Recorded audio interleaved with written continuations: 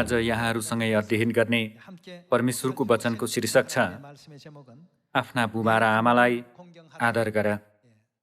यो विषयद्वारा 10 आज्ञामध्ये 5औं आज्ञाको बारेमा अध्ययन गर्ने समय लिनेछौँ। मे महिना चाहिँ कोरियामा पारिवारिक महिना हो, जसमा बाल दिवस, अभिभावक दिवस जस्ता परिवारसँग सम्बन्धित थुप्रै कार्यक्रमहरू पर्दछन्। अनि कोरियामा मात्र होइन, विश्वका थुप्रै देशहरूमा पनि सन्तानप्रतिको बुबाआमाको प्रेम र बलिदानलाई याद गर्न बुबा दिवस, आमा दिवस र अभिभावक दिवस मनाउने गरिन्छ। त्यसो भए बुबा आमाको प्रेम र बलिदानलाई याद गर्न सिकाउनुमा परमेश्वरको कस्तो इच्छा रहेको छ र हामीले कसरी याद गर्नुपर्छ भन्ने कुरा आज बाइबलको शिक्षाद्वारा पत्ता लगाऔं। 2 पत्रुस 1:19 वचन हेर्नेछौँ। हामीसित भएका अगमवक्ताहरूको वचन अझ निश्चित भएको छ, जिसमेसे उज्यालो नहोउन्जेल र तिमीहरूका हृदयमा बिहानको तारा नउदाउन्जेल अन्धकारमा बलिरहेको दियोलाई झैं तिमीहरूले त्यस वचनलाई ध्यान दियौ भने असल गर्नेछौ। सर्वप्रथम तिमीहरूले यो बुझ्नु पर्दछ कि पवित्र धर्मशास्त्रको कुनै अगमबाडी व्यक्तिगत व्याख्याको विषय होइन, किनकि मानिसको इच्छाबाट कुनै अगमबाडी आएन, तर पवित्र आत्माबाट प्रेरणा पाएर मानिसहरूले परमेश्वरको तर्फबाट बोलेका हुन् भनिएको छ। हामी 2 तिमोथी 3:15 वचन पनि हेर्नेछौँ। तिमी बाल्यकालदेखि पवित्र धर्मशास्त्रसँग परिचित छौ, जसले ख्रीष्ट येशूमा भएको विश्वासद्वारा मुक्तिको निम्ति तिमीलाई शिक्षा दिन सक्छ।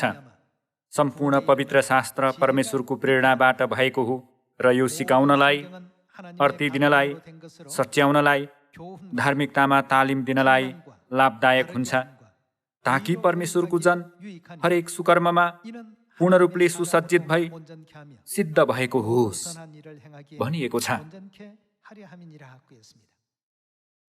यहाँ हामीले ध्यान दिनुपर्ने विषय भनेको पवित्र धर्मशास्त्र मानिसको इच्छाद्वारा लेखिएको होइन भन्ने कुरा हो।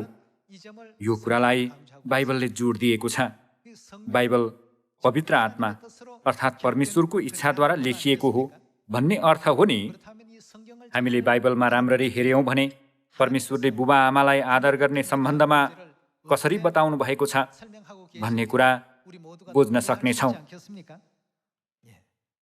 आज आफ्ना बुबा र आमालाई आदर गर भन्ने शिक्षा बाइबलद्वारा निश्चित गरौँ। प्रस्थान 20:12 हेरौँ। आफ्ना बुबा र आमालाई आदर गर। यहाँ हामीलाई कसो गर्न भनिएको छ? आफ्ना बुबा र आमालाई आदर गर। सायद यहाँहरूमध्ये कतिजनाको बुबा आमा यस संसारबाट विदा भइसक्नु भयो होला र कतिको चाहिँ अझै पनि हुनुहुन्छ होला। बुबा आमा दिवसमा आफ्नो बुबा आमालाई फोन गरेर धन्यवाद व्यक्त गर्नुपर्छ र कुराकानी गर्नुपर्छ अनि मिष्ठान्न भोजनद्वारा सत्कार गर्नुपर्छ। बुबा आमाको प्रेम र बलिदानलाई सोच्ने हो भने उहाँहरूले हामीलाई खुवाउनुहुन्छ, सित्तैमा लुगा लगाइदिनुहुन्छ अनि हुर्केर वयस्क हुनेसम्म सित्तैमा हाम्रो हेरचाह गर्नुहुन्छ। तर त्यसको बदलामा कहिल्यै केही माग्नुहुन्न। तिमीलाई घाँस र बाँस दिएको पैसातिर वर्षौंसम्म लुगा किनिदिएको र हुर्काएको खर्च देऊ भनेर यसरी कहिल्यै पनि भन्नुहुन्न नि, होइन र? तर कुनै माग गर्नुहुन्न भन्दैमा बुबा आमाले हाम्रो निम्ति बलिदान र परिश्रम गर्नुहुन्न भन्ने होइन। के कोही आफसे आफ हुर्कन सम्भव छ र? यसकारण परमेश्वर स्वयंले बाइबलद्वारा आफ्ना बुबा र आमालाई आदर गर भन्ने शिक्षा दिनुभएको छ। आफ्ना बुबा र आमालाई आदर गर कि जुन देश तिमीहरूलाई परमप्रभु आफ्ना परमेश्वरले दिनुहुन्छ त्यहाँ तिमीहरूको आयु लामो होस् भनिएको छ। यसरी शारीरिक र आत्मिक दुवै बुवा र आमालाई आदर गर्ने मानिसलाई परमेश्वरले आशिष दिनेछु भन्नुभएको छ। हामी व्यवस्था 27:16 हेर्नेछौँ। आफ्ना आमा बुबालाई अपमान गर्ने मानिस के होस् भनिएको छ। आफ्ना आमा बुबालाई अपमान गर्ने मानिस श्रापित होस्। तब सबैजनाले भनुन् आमेन भनिएको छ। यसकारण हामीहरू चाहिँ बुबाआमा जस्तो सुकै अवस्थामा हुनु भए पनि आफ्नो बुबाआमालाई आदर गर्न जान्ने परमेश्वरका सन्तानहरू हुनुपर्छ। बुबाआमाको अदृश्य र अनगिन्ती परिश्रमले गर्दा आज हामीहरू अस्तित्वमा रहन सकेका हौँ। यसकारण प्रस्थान अध्याय 20 र व्यवस्था अध्याय 27 को वचन मार्फत परमेश्वरले कहिल्यै पनि बुबाआमाको अपमान नगर्नु तर सधैँ बुबाआमालाई आदर गर्नु भन्नुभएको छ। यसकारण सानो बालबालिका भए पनि आफ्नो बुबाआमालाई आदर र सम्मान गरेको देख्दा साँच्चै खुसी लाग्छ। तर केही परिवारले बुबाआमा र सन्तान त साथी जस्तो हुनुपर्छ, नजिक हुनुपर्छ भन्दै छोराछोरीको व्यवहार बिग्रिनै गरी हुर्काएको देख्दा छोराछोरीलाई किन त्यसरी हुर्काएको होला भनेर एकदमै दुःख लाग्छ। मानव जातिलाई सृष्टि गर्नुभएका सृष्टिकर्ता परमेश्वरले दिनुभएको शिक्षा अनुसार हेर्दा छोराछोरीले बुबाआमालाई अपमान होइन कि आदर गर्न सक्ने गरी प्रत्येक परिवारमा सही मार्गदर्शनको खाँचो हुन्छ जस्तो लाग्छ। त्यसो भए परमेश्वरले बाइबलद्वारा बुबाआमालाई आदर गर भनेर आफ्ना प्रजामाझ किन घोषणा गर्नुभएको होला? घोषणा गरिएको भए पनि यसलाई जस्ताको तस्तै पालन गर्ने मानिसहरू धेरै छैनन्। तर स्वर्गीय सन्तान हामीहरूले चाहिँ अनिवार्य पालन गर्नुपर्छ नि। यो नै परमेश्वरको वचन र परमेश्वरको इच्छा भएकोले अनि परमेश्वरको इच्छा अनुसार गर्नेहरू मात्र स्वर्ग जाने भएकोले जसरी भए पनि पालन गर्ने हामीहरू हुनुपर्छ। यस पृथ्वीका सबै कुराहरू स्वर्गका कुराहरूको नक्कल र छाया हुन् भनिएको छ नि। त्यसो भए यदि पृथ्वीको बुबाआमा स्वर्गको नक्कल र छाया हो भने वास्तविक बुबा र वास्तविक आमा को हुनुहुन्छ होला? बाइबलमा परमेश्वर नै हाम्रा पिता र माता हुनुहुन्छ भनेर जानकारी दिइएको छ नि, होइन र? हामी मत्ती 6:9 हेर्नेछौँ। तर तिमीहरू चाहिँ यस किसिमले प्रार्थना गर, हे हाम्रा पिता जो स्वर्गमा हुनुहुन्छ। कसलाई जनाएर पिता भनिएको हो त? पद 8 एकचोटि हेरौँ। यसकारण तिनीहरू जस्ता नहो, किनभने तिमीहरूले उहाँसँग माग्न भन्दा अघिबाटै तिमीहरूलाई कुन कुन कुराको खाँचो छ सो तिमीहरूका पिता जान्नुहुन्छ। परमेश्वर हाम्रा पिता हुनुहुन्छ। त्यसैले पद 9 भनिएको छ, तर तिमीहरू चाहिँ यस किसिमले प्रार्थना गर, हे हाम्रा पिता जो स्वर्गमा हुनुहुन्छ, तपाईको नाउँ पवित्र होस्। यहाँ प्रभुको प्रार्थनाको सुरुबाटै येशूज्यूले हामीलाई स्वर्गीय पिता माता प्रतिको आदर सिकाउँदै हुनुहुन्छ। तर हिजो आज बुबाआमा र सन्तान बीचको सम्बन्ध पहिलेको जस्तो छैन। संसार साँच्चै अनौठो तवरले बदलिरहेको छ जस्तो लाग्छ। तर बुबाआमा भनेको स्वर्ग जस्तो हुनुहुन्छ जसको हामीले सधैँ आदर गर्नुपर्छ। निश्चय नै नजिक हुनुपर्छ, साथी जस्तै हुनुपर्छ। मैले बुबाआमाबाट टाढा रहनुपर्छ भनेर कदापि भन्न खोजेको होइन।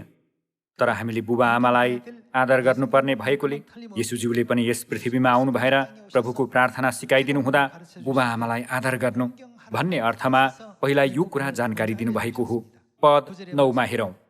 तर तिमीहरू चाहिँ यस किसिमले प्रार्थना गर, हे हाम्रा पिता जो स्वर्गमा हुनुहुन्छ, तपाईको नाउँ के होस्, पवित्र होस्, तपाईको राज्य आओस्, तपाईको इच्छा स्वर्गमा जस्तो छ त्यस्तै यस पृथ्वीमा पूरा होस्। हामीलाई आज हाम्रो दैनिक भोजन दिनुहोस्। हाम्रा अपराध क्षमा गर्नुहोस् जसरी हामीले आफ्ना अपराधीहरूलाई क्षमा गरेका छौँ। हामीलाई परीक्षामा पर्न नदिनुहोस् तर दुष्टबाट छुटाउनुहोस्, किनभने राज्य, पराक्रम र महिमा सदा सर्वदा तपाईकै हुन्। आमेन भनिएको छ। येशूज्यूले हामीलाई प्रार्थना गर्न सिकाइदिनु हुँदा हामीले पिता परमेश्वरलाई आदर गर्ने सम्बन्धमा कस्तो मनस्थिति लिनुपर्छ भन्ने कुरा जानकारी दिनुभयो। यस पृथ्वीमा हुनुभएको बुबा आमासँग पनि हामीले राम्रो व्यवहार गर्नुपर्छ। तर बुबा आमाको पनि बुबा आमा अनि उहाँहरूको पनि बुबा आमा खोज्दै जाने हो भने हाम्रो वास्तविक बुबा आमा चाहिँ अनन्त पिता परमेश्वर र माता परमेश्वर हुनुहुन्छ नि, होइन र? हिब्रू अध्याय 12 पनि एकचोटि हेरौँ। हिब्रू 12:8। तर यदि सबैजना सहभागी भएको त्यो ताडना तिमीहरूले पाएका छैनौ भने त तिमीहरू आफ्ना बाबुका खास छोराहरू होइनौ, तर व्यभिचारमा जन्मेका छोराहरू हौ। पद 9 यसबाहेक हामीलाई ताडना दिने हाम्रा शारीरिक बुबा थिए र हामीले तिनको आदर गर्यौं। के झन् बढी हाम्रा आत्माका पिताको अधीनमा बसेर हामीले जीवन प्राप्त गर्दैनौँ र भनिएको छ। यहाँ पनि परमेश्वरलाई हाम्रा को भनिएको छ त? पिता। परमेश्वर हाम्रा पिता माता हुनुहुन्छ। हामीहरू परमेश्वरलाई पिता भनेर पुकार्छौँ। त्यसो भए उहाँ र हामी बीच कस्तो नाता छ होला? स्वाभाविक रूपले हामीहरू परमेश्वरका सन्तान हौ नि, होइन र? यो कुरालाई पवित्र आत्माको शिक्षा रहेको बाइबलद्वारा निश्चित गरी हेर्नेछौँ। 2 कोरिन्थी 6:17 हेर्ने हो भने, यसकारण तिनीहरूका बीचबाट निस्केर आऊ र तिनीहरूबाट तिमीहरू अलग हो। परमप्रभु भन्नुहुन्छ, अशुद्ध कुरा केही नछो र म तिमीहरूलाई ग्रहण गर्नेछु। म तिमीहरूका के हुनेछु? पिता हुनेछु र तिमीहरू मेरा छोराछोरीहरू हुनेछौ। सर्वशक्तिमान परमप्रभु भन्नुहुन्छ भनिएको छ। यो वचनद्वारा परमेश्वर हाम्रा पिता माता हुनुहुन्छ र हामी चाहिँ परमेश्वरका छोराछोरीहरू हौँ भन्ने यथार्थता निश्चित गर्न सकिन्छ। यो पारिवारिक महिना मे महिना मार्फत हामीले यो स्वर्गीय परिवारको नाता अझ अमूल्य छ भन्ने कुरा बुझ्नुपर्छ। परमेश्वर हाम्रा पिता र हाम्री माता हुनुहुन्छ अनि हामी चाहिँ परमेश्वरका छोराछोरीहरू हौँ भन्ने यो यथार्थतालाई आज पुनः एकपटक निश्चित गरौँ। त्यसै गरी आफ्नो शारीरिक बुबा आमालाई पनि अनन्त स्वर्गमा डोर्याएर सदा सर्वदै अनन्त जीवन र खुसियाली सँगै उपभोग गर्न पाइयो भने योभन्दा अझ खुसी के हुन सक्छ र? त्यसो गरेर आफ्नो सन्तानोचित कर्तव्य निभाउने स्वर्गीय सन्तान हामी सबैजना हुनुपर्छ। यहाँ चाहिँ पिता परमेश्वर र छोराछोरीको बारेमा मात्र उल्लेख गरिएको छ। तर गलातीको वचन हेर्ने हो भने हामीहरूको पिता मात्र होइन कि माता पनि हुनुहुन्छ भनेर गवाही दिइएको छ। गलाती 4:26 हेर्ने हो भने, तर माथिको यरुशलेम स्वतन्त्र छ, जो हाम्री को त आमा हुन् भनिएको छ। लगातार 27 को वचन हेरौँ। किनभने लेखिएको छ, हे नजन्माउने बाँझी आनन्द गर, हे प्रसव पीडा थाहा नपाउने मन खोलेर कराऊ। किनभने पति भएकी स्त्री भन्दा त्यागिएकी स्त्रीका छोराछोरी धेरै छन्। अब हे भाइ हो, इसहाक जस्तै हामी पनि प्रतिज्ञाका सन्तान हौँ। हामीहरू इसहाक जस्तै प्रतिज्ञाका सन्तान हौँ। तर त्यसबेला जसरी शरीर अनुसार जन्मेकोले आत्मानुसार जन्मेकोलाई सताउँदथ्यो, अहिले पनि त्यस्तै छ। तर धर्मशास्त्रले के भन्दछ? कमारी र त्यसको छोरालाई निकालिदेऊ, किनभने दासी पुत्र स्वतन्त्र स्त्रीको छोरासँग उत्तराधिकारी हुने छैन। यसकारण भाइ हो, हामी कमारीका होइनौँ, तर कसका सन्तान हौँ त? स्वतन्त्र स्त्रीका सन्तान हौँ भनिएको छ। गलाती 4:26 हेर्दा स्वतन्त्र स्त्री को हुनुहुन्छ? हाम्री आमा। हामी माताका सन्तान हौँ भनेर बाइबलमा स्पष्टसँग भनिएको छ। यस पृथ्वीमा एउटा परिवार बन्नको निम्ति बुबा आमा र छोराछोरी हुनु परे जस्तै स्वर्गको आत्मिक संसारमा पनि पिता परमेश्वर, माता परमेश्वर र आत्मिक छोराछोरीहरू अस्तित्वमा छन् भन्ने यथार्थता बाइबलमा स्पष्टसँग जानकारी दिइएको छ। हामीले केही समय अघि 2 पत्रुस 1:19 हेर्दा यो धर्मशास्त्र मानिसको इच्छाबाट आएको होइन, तर पवित्र आत्मा अर्थात् परमेश्वरको इच्छाबाट आएको हो भनिएको थियो। त्यसो हो भने बाइबलमा परमेश्वरले माता परमेश्वरको विषयमा उल्लेख गर्नु भए तापनि माता छैन भन्ने विश्वासीहरू अथवा छैन भनेर गलत तरिकाले विश्वास गरिरहेका मानिसहरूले मुक्ति पाउन सक्छन् होला त? तिनीहरूले परमेश्वरको वचन नै गलत छ भन्दै इन्कार गरिरहेका हुनाले स्वाभाविक रूपमा स्वर्ग प्रवेश गर्नबाट वञ्चित हुनेछन्। यहाँहरूलाई राम्ररी थाहा भएको मत्ती अध्याय 7 हेर्ने हो भने स्वर्गमा हुनुहुने पिताको इच्छा पालन गर्ने मानिस मात्र स्वर्गमा प्रवेश गर्नेछ भनिएको छैन र? परमेश्वरले माता हुनुहुन्छ भनेर स्पष्टसँग जानकारी दिनु भए तापनि यदि कसैले होइन म त मातालाई विश्वास गर्न सक्दिन भन्दै उक्त वचनलाई बेवास्ता र इन्कार गर्दछ भने यो चाहिँ त्यो मानिस परमेश्वरको सन्तान होइन भन्ने कुराको प्रमाण हो। पवित्र आत्माले हाम्रो स्वर्गीय पिता र स्वर्गीय माताको बारेमा गवाही दिनुभएको छ। ख्रिस्टान साङहोङज्यू र नयाँ यरुसलेम स्वर्गीय माताप्रतिको विश्वास कदापि नगुमाउने यहाँहरू र म हुनुपर्छ। हामी उत्पत्ति 1:26 हेर्नेछौँ। अनि परमेश्वरले भन्नुभयो, मानिसलाई आफ्नै स्वरूपमा हाम्रै प्रतिरूपमा बनाऊ। तिनीहरूले समुद्रका माछाहरू, आकाशका पक्षीहरू, पाल्तु पशुहरू र जमिनमा चलहल गर्ने सबै जन्तुहरूमाथि अधिकार गरून्। यहाँ हेर्दा के भनिएको छ? मानिसलाई आफ्नै स्वरूपमा हाम्रै प्रतिरूपमा बनाऊ। त्यसो भए मानिसलाई बनाउनु भएका परमेश्वर कतिजना हुनुहुन्छ होला? मानिसलाई बनाउनु भएका परमेश्वर हाम्रै भन्नुहुने बहुवचनका परमेश्वर हुनुहुन्छ। एक वचनका परमेश्वर हुनुहुन्न भन्ने कुरा प्रष्ट छ नि। हाम्रै प्रतिरूपमा बनाऊ। तिनीहरूले समुद्रका माछाहरू, आकाशका पक्षीहरू, पाल्तु पशुहरू र जमिनमा चलहल गर्ने सबै जन्तुहरूमाथि अधिकार गरून्।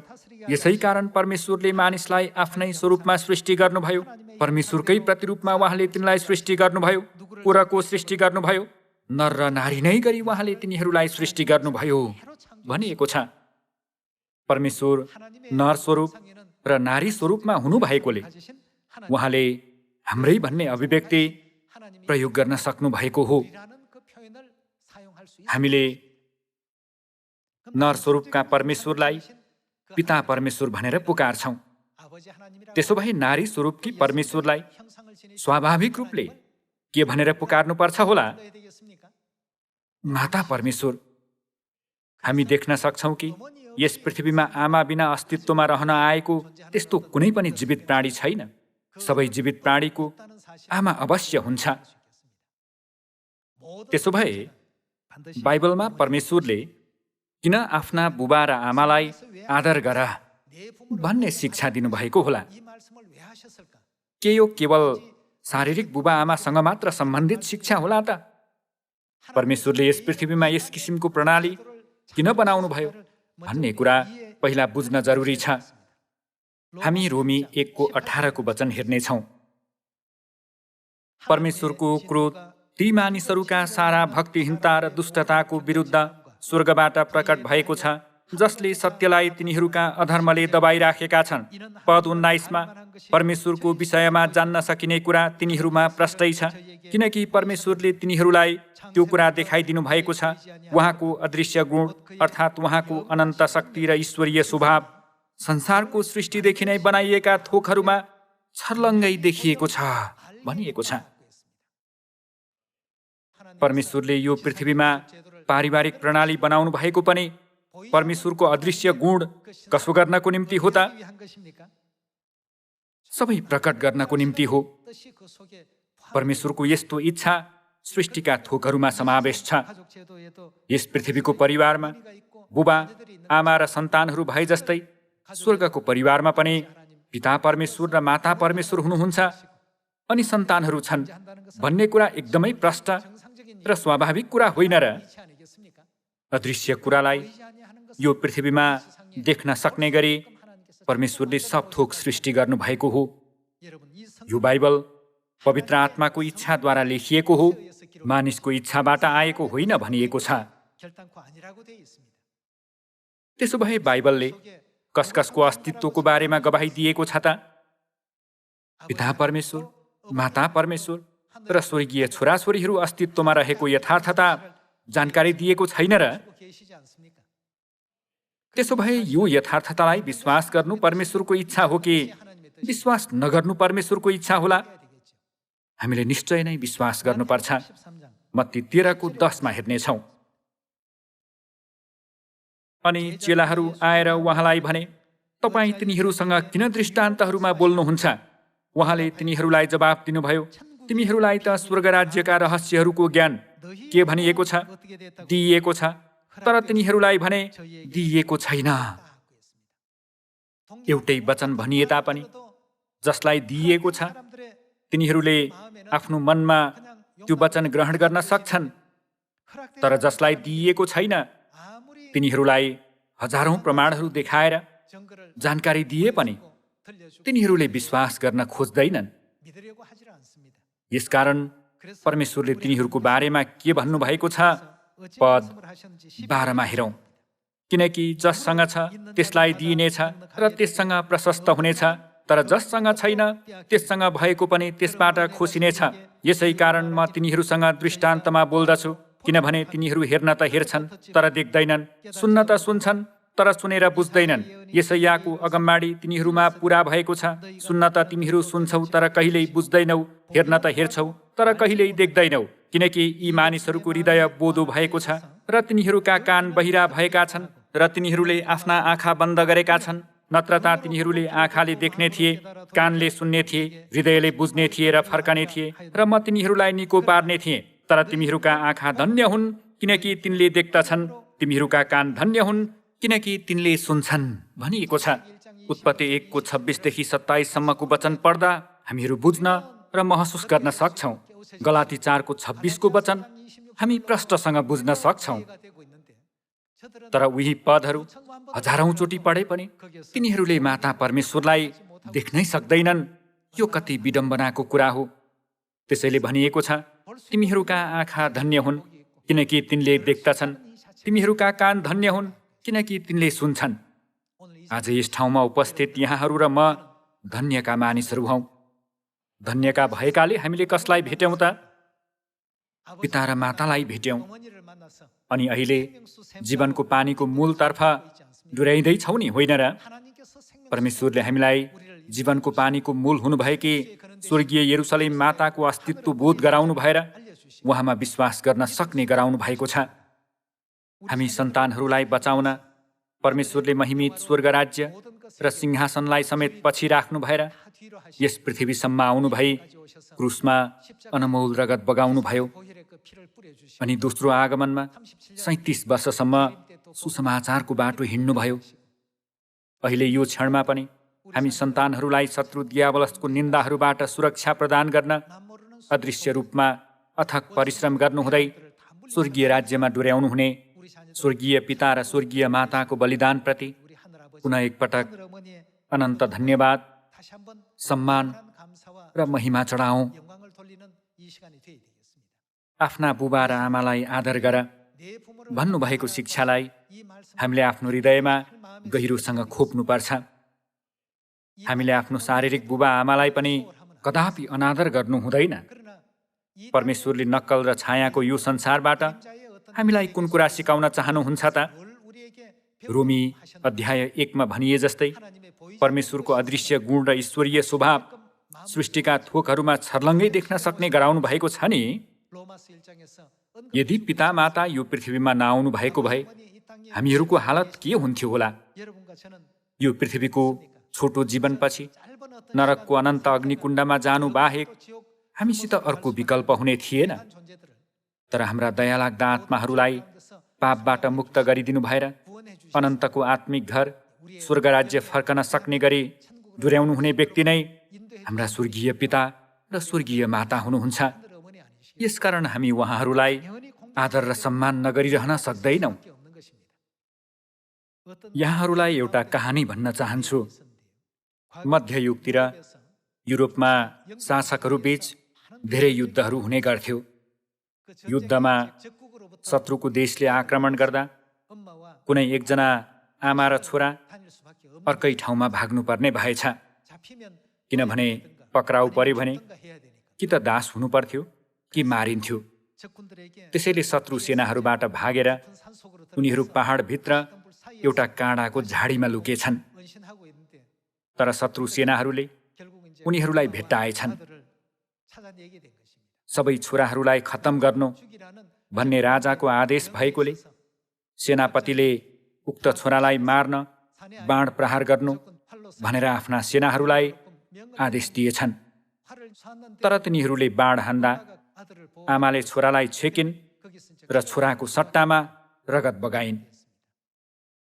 सेनापतिले उक्त आमाको बलिदान देखेर आमाले आफ्नो छोराको लागि रगत बगाएकीले यो बालकको जीवनमा अझ बढी हस्तक्षेप गर्नु हुँदैन भनेर छोरालाई छोडिदिए भन्ने एउटा कहानी छ। आज आफ्ना बुबा र आमालाई आदर गर भन्ने विषयद्वारा हाम्रो पापको सट्टामा बलि हुनुभएका परमेश्वरको पवित्र इच्छालाई पुनः एकपटक सोच्ने हामी सियोनका सन्तानहरू हुनुपर्छ। हामीलाई बचाउन रगत बगाउनु भएका पिता र माताको उदात्त बलिदानलाई कहिल्यै नबिर्सिकन अनन्त स्वर्ग गएपछि पनि सदा सर्वदा धन्यवाद, सम्मान र महिमा चढाउने यहाँहरू र म हुन सकौँ।